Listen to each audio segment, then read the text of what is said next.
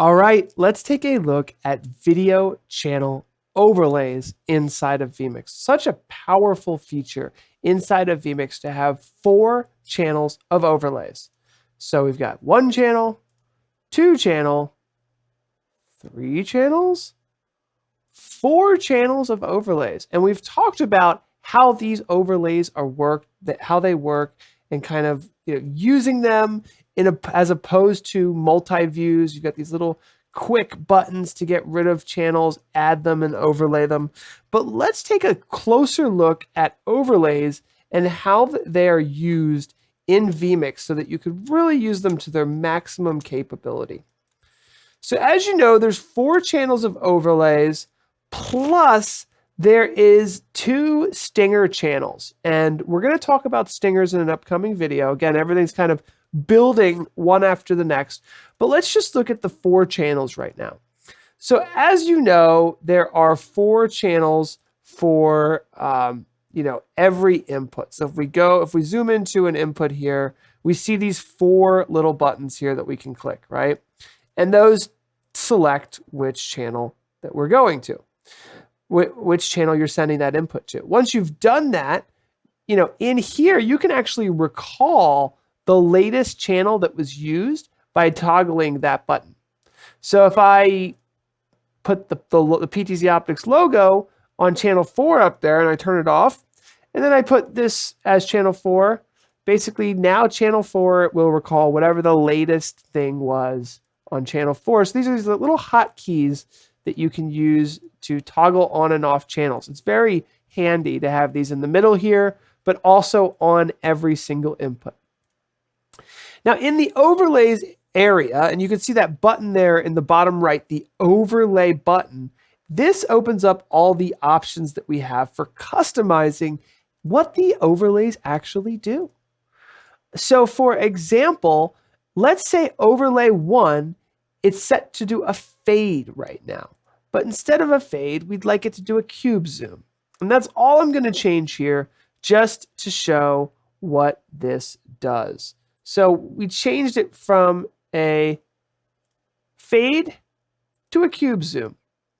So this overlay area allows us to change what they actually do. And this is handy, especially if, like, here's a good example. Like, let's say we use overlay 2 to, instead of fading, we want it to vertical slide. So it slides in from the top. We're saying that looks good for the way that we have this set up. Maybe we want to change it to a slide reverse. We want to have it come from the side. There's a lot of different ways depending on how you want it to do, but this is where you start to edit and change what the overlays do. So you can change the effect, you can change the type, you can do a picture-in-picture location, which allows you to kind of have it inside of a space. So for example, now it's much smaller. That is one great way to manage, if you want it to be a picture-in-picture as opposed to a full screen. So basically, this input here, I used the input positions to put it full screen, but and you can see here that if I use input 2, it goes full screen. But in the overlay area, if I decide for it to be a picture-in-picture and I want it to be over here on the right-hand side, click OK, it'll take that whole input and make it small and overlay it on the side. So that's really a nice feature to be able to take any picture or input and, when I hit 2, make it small and put it next to the person that's presenting, for example. This is a good example where I'd say, okay, pull that in.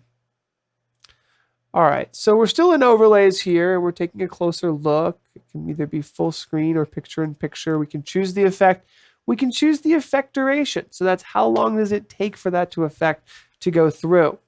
And then the duration of the effect itself. And then down here with the stinger inputs and cut points, we will learn about that in more detail when we do our overview of stingers. Stingers are really great overlays. You can set them up to be part of this here, but we're not going to do that in this video just yet. So 4 channels of overlays and the ability to change what each channel does, accessing them directly through the input buttons down there or here in the center.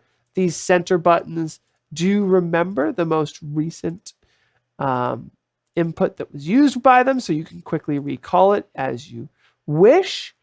And the overlay section here for editing them all. Now, I'll mention, and I don't want to get too far ahead of ourselves, that we can create shortcuts to use overlays.